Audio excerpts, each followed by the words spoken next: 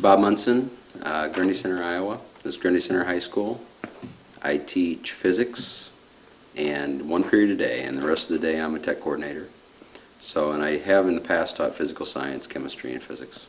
The learning activity that we did today is related to Newton's laws. The kids have used the computers to do velocities and time, so they're kind of used to doing that, and they're starting to learn how to graph variables and how the variables relate to equations. And today we're looking at the mass and acceleration, and we are trying to get the relationships between force, mass, and acceleration. And the kids are going to struggle. They struggled a little bit with determining how to do it. We start the year with a ticker tape, the old-fashioned ... to get the velocity. Then we move to the computers, and now what they don't know, and they almost discovered, is they have to use 2 photo gates to get acceleration, and we'll put that on them the next time. We let them struggle a little bit today. They didn't get very good acceleration readings because what they know how to do is velocity. So we didn't get the second gate out and show them how to do everything yet. We kind of pieced that together one at a time. So the technology works as a tool to solve problems as we go along. The goals probably look in our curriculum guides. They'll be the relationship between mass and acceleration. That is, if you use a Bloom's type goal, it would be the relationship between mass and acceleration, between force and mass, and Newton's second law. They're all interrelated. Other things that we do, we try to work in groups. We're trying to learn to cooperate, trying to learn to get along with each other and divide up part of the workload. You'll see the kids, do a pretty good job of, this is my job, this is my job, this is my job. The kids stayed pretty much in their role, and those roles do change as time goes on. They knew what their roles are right now, and then if, like Amy, when you were watching the activity, was catching the car, well, the next time we do this, she'll probably be running the computer. So we do divide up our roles, and that is a goal that's hard to measure, but it's one of our goals is to learn how to work as a group and be cooperative. We're going to assess this. We come to our next activity. There's 2 areas of our goals. They understand the force equals mass times acceleration part is easily assessed if they understand that law via test questions, via quizzes, via problems, and those things.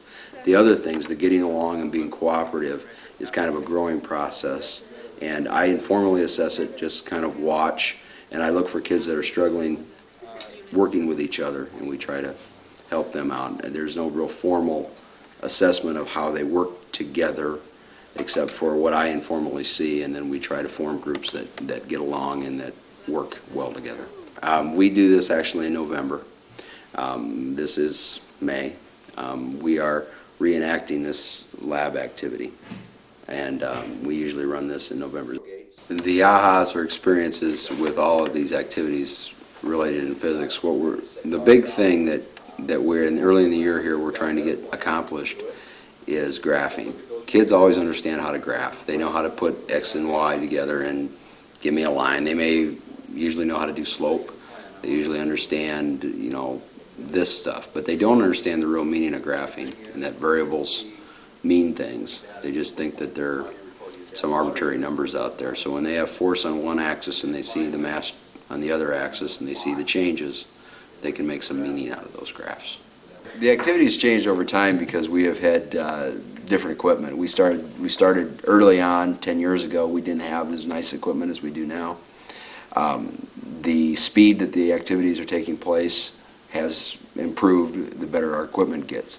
But you have to be careful not to miss the understanding. The kids still have to understand what's going on. It's not magic. I mean, you're controlling what's going on with your experiment. I think too often that we end up in cookbook situations where we just fill in the blanks and we go through. There's no planning, there's no experimentation, there's no mistakes made. And if you don't make mistakes, I think you're going to have some problems. And they made some mistakes today, and that we'll have to address tomorrow and the next day. And when we look at things that don't work the next time, we're going to learn from our mistakes.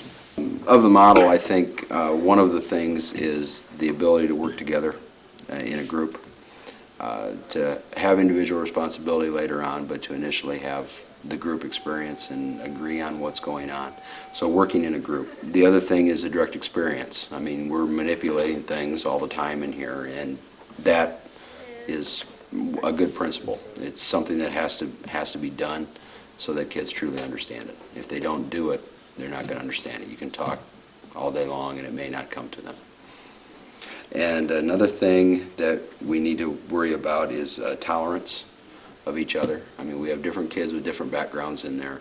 I know they're not of different race, but they're of different backgrounds, and they have to tolerate each other and get along when they do this activity.